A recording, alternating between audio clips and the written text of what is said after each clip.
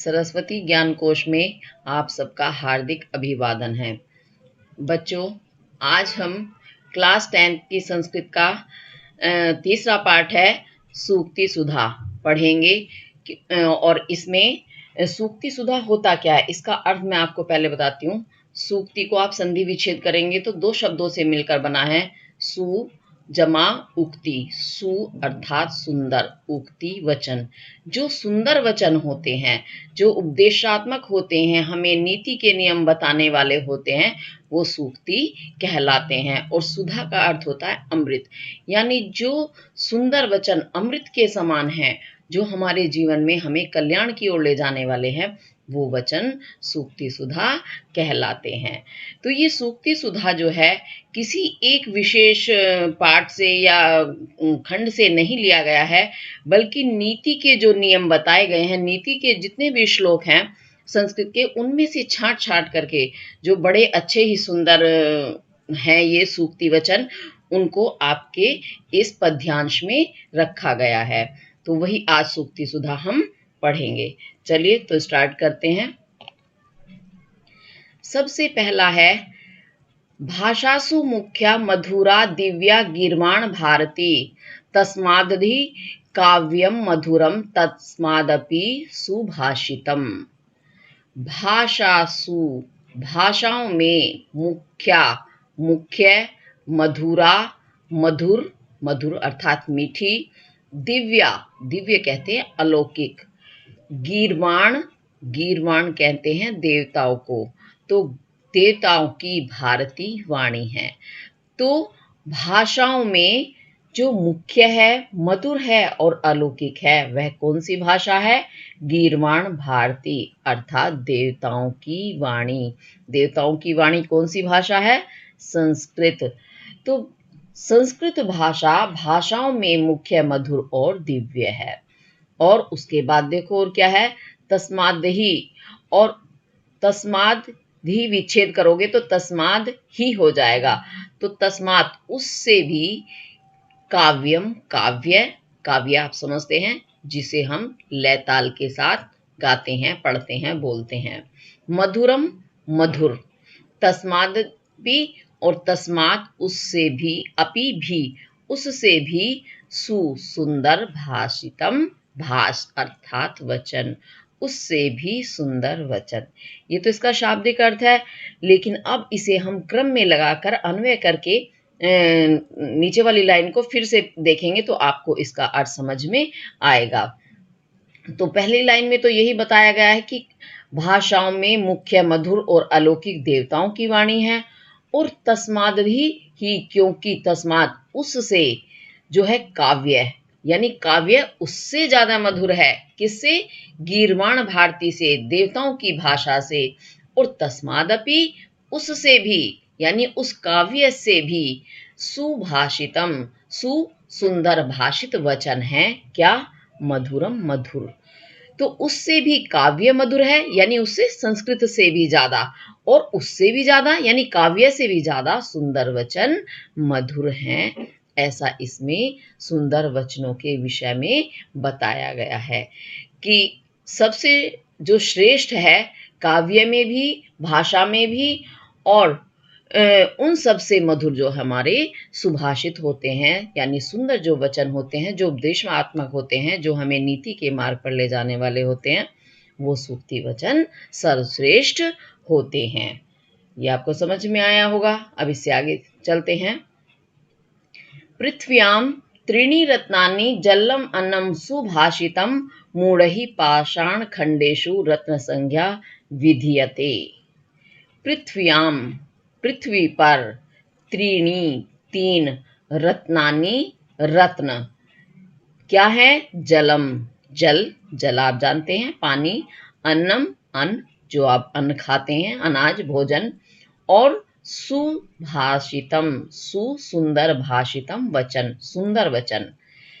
इस पृथ्वी पर त्रीणि रत्नानि, तीन रत्न, संति नहीं लगा है तो संति का अर्थ है, वो आपको ब्रैकेट में अपनी तरफ से लिखाना होगा, क्योंकि आपको भावार्थ पूरा करना है।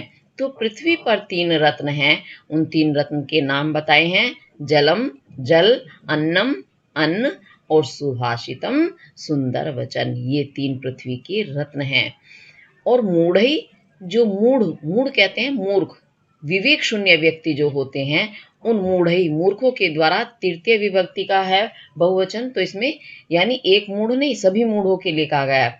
जितने भी विवेक शून्य पुरुष हैं या मूर्ख हैं, वो पाषाण खंडेशु, पाषाण कहते हैं पत्थर के, खंडेशु टुकड़ों में, रत्न संज्ञा, रत्न की संज्ञा विधीयते देते हैं या ढूंढते हैं, यानी ढूंढना नहीं, देते हैं यानी। तो जो मूर्ख लोग हैं, जो ये पत्थर के टुकड़े जिन्हें आप पन्ना, हीरा, माणिक, रत्न अनेक नाम देते हो, वो होते हैं पत्थर के टुकड़े, वो असली रत्न नहीं है। और जो मूर्ख लोग हैं, उन्हीं पत्थर के टुकड़ों में रत्नों की संज्ञा देते हैं। ऐसा इसका बताया गया। इसका भावार्थ मैं एक बार अपने शब्दों में बता देती हूँ। ये अभी मैंने शाब्दिक अर्थ बताया, यानी पृथ्वी पर 3 चीज ऐसी हैं जो रत्न हैं, रत्न स्वरूप हैं मनुष्य के लिए। क्यों? मनुष्य को जिंदा रहने के लिए जो सबसे पहले चीज चाहिए, वो सबसे बड़ा रत्न है जल। जल के बिना मनुष्य जिंदा नहीं रह सकता। मनुष्य क्या, कोई भी जीव प्राणी जीवित नहीं रह सकता।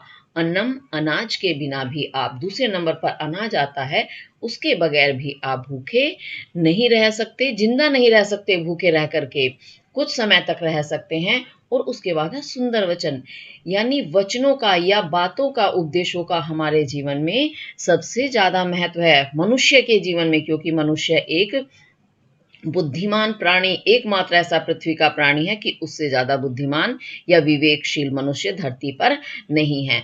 तो ऐसे मनुष्यों को पहले तो जिंदा रहने के साधन, उसके बाद इस जीवन को नियम तरीके से चलाने के लिए कुछ उपदेशात्मक बातें चाहिए, कुछ नियम कायदे चाहिए, जिससे कि वो एक अच्छा जीवन जी सके। तो उसके लिए है सुभाषित, यानी सुंदर वचन, सूक्ति। क्योंकि जब हमें कोई सुंदर वचन बताएगा तभी तो हम उसका पालन करेंगे, तभी तो हम उसको समझेंगे। तो एक सभ्य जीवन जीने के लिए, संस्कारवान जीवन के लिए हमें सुभाषित अवश्य चाहिए। और बाकी जो ये रत्न है, इनके बिना आप हीरा, पन्ना, जवाहरात, कुछ भी अगर आपके पास नहीं है, लेकिन ये 3 चीजें आपके पास हैं, तो आप जिंदा तो रहेंगे ही रहेंगे। और उपदेशात्मक वचनों के अनुसार आप एक बहुत ही श्रेष्ठ जीवन जी सकेंगे। तो रत्नों के बिना, पत्थर वाले रत्नों के बिना जिंदा रहा जा सकता है, लेकिन जो असली रत्न है, उनके बिना जीवन संभव नहीं है मनुष्य का। इसीलिए इन तीनों चीजों को रत्न की संज्ञा दी गई है। अभी आपको समझ में आया होगा। अब आगे चलते हैं। काव्य शास्त्र विनोदेन कालो गच्छति धीमताम व्यसनेन च मूर्खाणाम निद्रया कलहेन वा। देखो कितनी सुंदर सुंदर ज्ञानवर्धक बातें बताई गई हैं। अगर इन बातों को हम अपने जीवन में कुछ उतारने का प्रयास करें, तो हमारा जीवन भी सर्वश्रेष्ठ जीवन हो सकता है। क्योंकि मनुष्य इस पृथ्वी पर सर्वश्रेष्ठ प्राणी है, इस नाते हमें ऐसा जीवन जीना चाहिए जो दूसरों के लिए आदर्श हो। तो देखिए, काव्य शास्त्र विनोदेन, काव्य के, शास्त्र, शास्त्र के, विनोदेन, विनोद से, आनंद से या मनोरंजन से, धीमताम, धीमत कहते हैं बुद्धिमान, बुद्धिमानों का, कालो, काल अर्थात समय, गच्छति जाता है। जो धीमताम बुद्धिमान मनुष्य हैं, उनका कालो, काल अर्थात समय, काव्य शास्त्र विनोदेन, काव्य और शास्त्र के विनोद में यानी आनंद में, गच्छति जाता है। च और मूर्खाणाम, मूर्खों का, व्यसनेन, व्यसनों में यानी बुरी चीजों में, निद्रया, नींद में, वा अथवा कलहिन, कलह में जाता है। क्या? कालो, समय। ये मैंने आपको शाब्दिक अर्थ बताया। अब मैं अपने शब्दों में एक बार इसे एक्सप्लेन कर देती हूँ। जो बुद्धिमान व्यक्ति होते हैं, वो अपना समय किस तरह व्यतीत करते हैं? जो काव्य हैं उन्हें पढ़ने और पढ़ाने में, पठन पाठन में, जो हमारे शास्त्र हैं, बड़े ही ज्ञानवर्धक हमारे शास्त्र हैं, तो उन शास्त्रों को पढ़ने पढ़ाने में यानी उन्हीं चीजों में वो अपना मनोरंजन ढूंढते हैं, विनोद करते हैं, आनंद लेते हैं। और इस तरह से वो अच्छी चीजों में, शास्त्रों में, ज्ञानवर्धक चीजों में अपना समय व्यतीत करते हैं। लेकिन जो मूर्ख व्यक्ति होते हैं वो किस चीज में अपना समय व्यतीत करते हैं? व्यसनेन, बुराइयों में, या बुराइयां नहीं, बुरी आदतों में, या फिर वो सोने में करते हैं, और सोने के बाद भी अगर उनका समय बचता है तो उसमें वो कलह अर्थात लड़ाई झगड़ा, कभी किसी से उनका ये चलता रहता है। तो इस तरह से मूर्ख लोग अपना समय इन बुरी चीजों में व्यतीत करते हैं। तो जो मूर्ख होंगे, अब आप समझ जाइएगा कि जो इस तरह से अपना जीवन व्यतीत करते हैं तो वो मूर्ख हैं, और जो पढ़ने पढ़ाने में लगे रहते हैं, ज्ञानवर्धक चीजें प्राप्त करने में रहते हैं, वो वाकई में ही वास्तव में बुद्धिमान मनुष्य हैं। तो एक बार फिर से देख लीजिएगा, काव्य शास्त्र विनोदेन, काव्य और शास्त्र के आनंद में धीमताम, बुद्धिमान व्यक्ति का कालो गच्छति, समय जाता है अर्थात व्यतीत होता है। मूर्खाणाम च और मूर्खाणाम मूर्खों का, व्यसनेन बुरी आदतों में, निद्रया सोने में, वा अथवा कलहिन कलह में, कालो गच्छति समय व्यतीत होता है, जाता है। ठीक है, समझ में आया होगा आपको अच्छे से। अगर किसी वजह से कोई चीज समझ नहीं आती है तो आप कमेंट करके अवश्य पूछें। अब आगे चलते हैं। श्लोकस्तु श्लोकताम याति यत्र तिष्ठन्ति साधवाः, लकारो लुप्यते तत्र यत्र तिष्ठन्त्या साधवाः। अब इसे देखेंगे, ये भी बड़ा ही सुंदर है आपका श्लोक। श्लोकस्तु, इसे संधि विच्छेद करेंगे तो होगा श्लोकः तु। श्लोक तो श्लोकताम, श्लोकता को, याति जाता है, यत्र जहां, तिष्ठन्ति स्थित होते हैं, साधवः सज्जन लोग। अब आप समझेंगे श्लोक क्या है। श्लोक हालांकि पढ़ते रहते हैं, लेकिन श्लोक का जो शाब्दिक अर्थ है उसका अर्थ है यश। और वैसे श्लोक जो है संस्कृत भाषा का एक छंद है, जिसे आप श्लोक कह करके पढ़ते हैं। अभी जो हम ये पढ़ रहे हैं सारे श्लोक छंद हैं, ये संस्कृत में होता है श्लोक छंद, और शाब्दिक अर्थ होता है यश। तो श्लोकस्तु, श्लोक तो श्लोकताम, यश को याति जाता है या प्राप्त करता है। कब करता है? यत्र जहां, साधवः सज्जन लोग, तिष्ठन्ति स्थित होते हैं।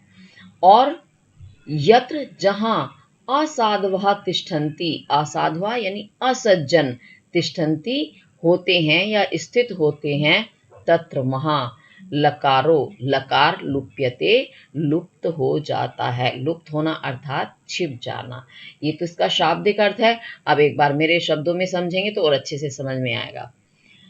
जिस स्थान पर सज्जन विद्वान लोग स्थित रहते हैं, वहां जो श्लोक होता है वह श्लोक यश को प्राप्त करता है, यानी उस श्लोक का पठन पाठन होता है, उससे ज्ञान अर्जन होता है। तो इस तरह से उस श्लोक को यश प्राप्त हो जाता है।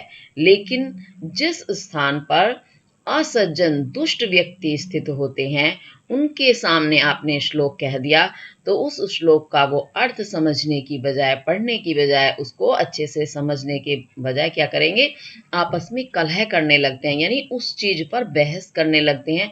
और उन्हें ज्ञान ही नहीं है, कुछ भी उटपटांग लगा के वो अपनी अपनी बहसबाजी चला करके उस चीज को, उस श्लोक को गलत साबित करने का प्रयास करते हैं, क्योंकि उस श्लोक का महत्व उनके लिए नहीं है। तो श्लोक शब्द जो है, देखेंगे आप किस किस से बना है। आधा श है, ला है, ओ कह। तो इसमें क्या बता है, लकार यानी एक, श शकार, ला लकार, का ककार।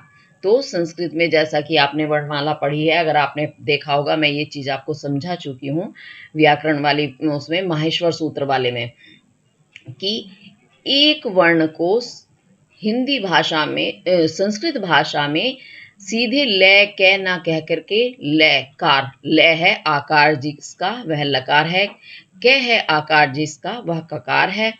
तो श्लोक में जो ये ल है उसका ला यानी लकार लुप्यते छिप जाता है, और शेष शब्द क्या बचता है, श ओ क शोक, यानी श्लोक का ल जो है वो तो लुप्त हो जाता है और शोक शेष बचता है। शोक का अर्थ क्या होता है, दुख, यानी वो श्लोक वहां दुख को प्राप्त होता है। श्लोक का अर्थ वहां शोक शेष रह जाता है और शोक का अर्थ है दुख, यानी उस श्लोक को सम्मान प्राप्त वहां नहीं होता जहां दुष्ट लोग असज्जन लोग विद्यमान होते हैं।